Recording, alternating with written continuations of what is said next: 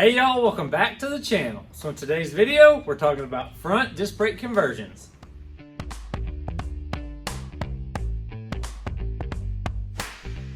Alright, for y'all's viewing pleasure, I've put the drum brakes back on this side of the axle. I'm going to show y'all step by step how you take this off, how you put the disc brakes on. Alright, so the first step, we're going to take our locking hubs off.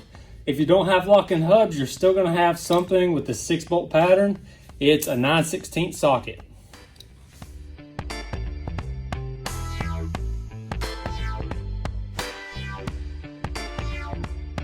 Alright, now that your locking hubs are off, there's two different ways you can do this. You can remove the drum with the hub.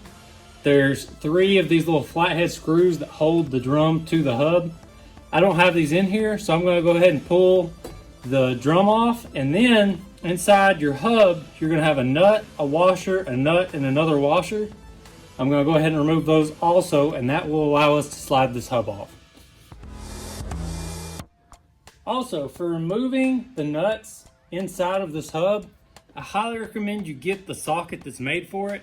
A lot of people do it with a punch and a hammer. You always end up galling up these nuts, and I actually had to replace both sides because they were so messed up when I rebuilt these axles.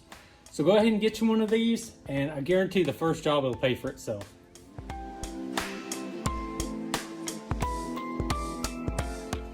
All right, so just watch that you don't drop your front wheel bearing here when you pull this out. So that's got your hub off. Now inside your backing plate, there's a 6-bolt pattern here. We're going to remove those 6 bolts, and it's going to leave us with just the spindle and the knuckle.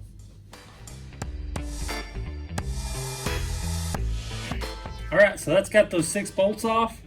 Now for my sanity, when I put this back on, I didn't put these 2 back in behind the spring just to make it easier when I was taking it back off. But there'll be 2 behind the spring and then the 4 on the bottom.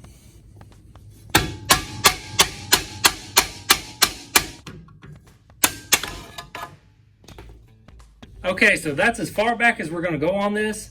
Now, you might have noticed these aren't bolts, these are studs, because I studded this knuckle. I've got a video on it, and I encourage you to go check it out. Makes these old axles way stronger. So now at this point, we're ready to start putting our disc brake kit on.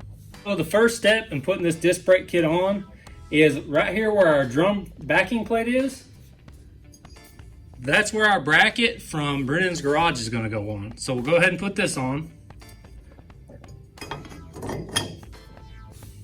Okay, so at this point, you're either going to reinstall the bolts, or in my case, we're going to put the nuts and lock washers onto the studs.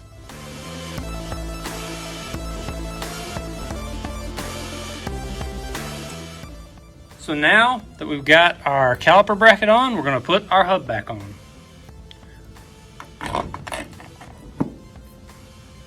Then we'll reinstall our washer, our first nut,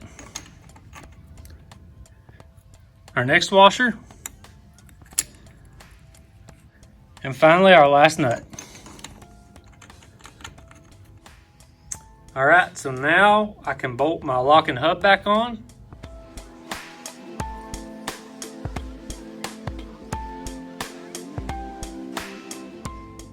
All right, so that's got our rotating assembly all put back together. Everything looks good. So here's our rotor.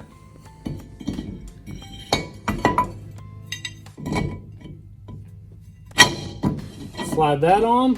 And then in my case, I am running 1.5-inch wheel spacers. I'm gonna throw those on real quick, and then I'll show y'all how the caliper mounts up. All right, so the final step in this conversion is putting the caliper onto the mount and over your rotor. All right, so you wanna make sure that your bleeder here is pointing up, or you'll never be able to bleed these brakes. Slides over, and then there's 2 of these supplied with your kit from Brennan's Garage. This is your spacer, this is your bolt. So your spacer goes in right there, and then you bolt your caliper on.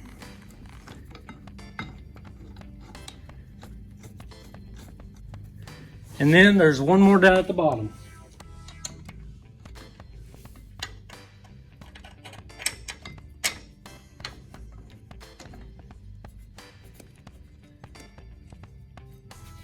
All right, y'all, so that's what it takes to convert one of these old drum brake Jeep axles to disc brakes.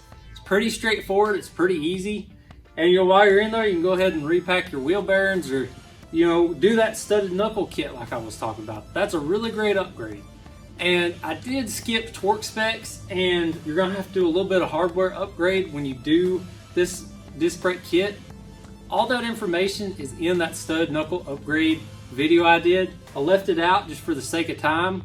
But now that we've got all this put back together, the rest of this video I'm gonna dedicate to weighing out your options Geo Tracker like I did with Brennan's Garage, Caliper Brackets, or doing like a Chevy version of the kit. I do have to warn y'all though, it's pretty date and part number and model heavy, so it does get a little boring at some points, but I tried to give y'all the necessary information to weigh out what's gonna work best for y'all, for your Jeep. But without further ado, let's go ahead and jump into it. Okay, so in previous videos, here and there, I've mentioned my disc brake conversion, and I've gave y'all little bits and pieces, but I've never just put it all in one place, so that's what I wanna do today. I went with the Geo Tracker disc brake conversion, and then my Caliper brackets are from Brennan's Garage. But first, I want to kind of back up and give y'all a little bit more information. First, what I'm about to tell y'all should work for the 25, 27, or 44 Dana closed knuckle axles. Pretty much from the knuckle forward on those three axles is more or less the same. I mean, this kit, I know brakes and stuff, drum brakes are different and all that, but as far as this kit bolting up to those, this should work for any of those axles. All right, so there's two different schools of thought on doing a disc brake conversion on these old Jeeps.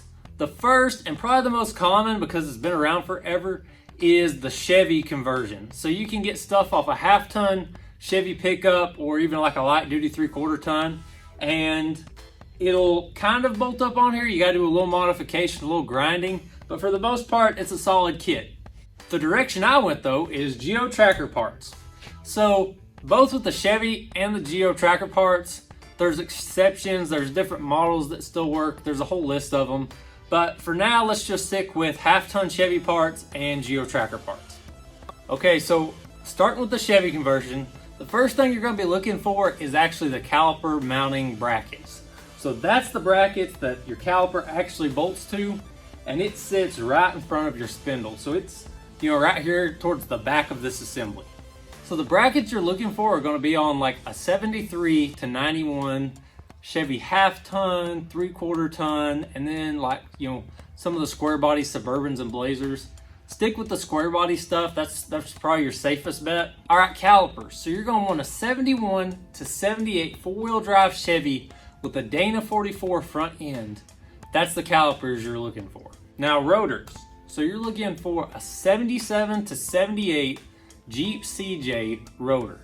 And I believe there's two different kinds. There's a thinner one and a thicker one. You want the thick one. And that's going to help get everything lined up, I believe, with your caliper and everything. So with the Chevy conversion, you're also going to need longer wheel studs. The Dorman part number 610106. And those give you the longer wheel studs you're going to need to work with this conversion.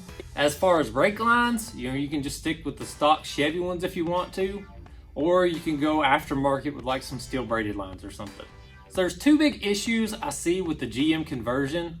And the first is the cost, which we're going to talk about later. But the second is it involves some grinding. So in order to get your caliper to clear your wheel, you're going to have to do some caliper grinding.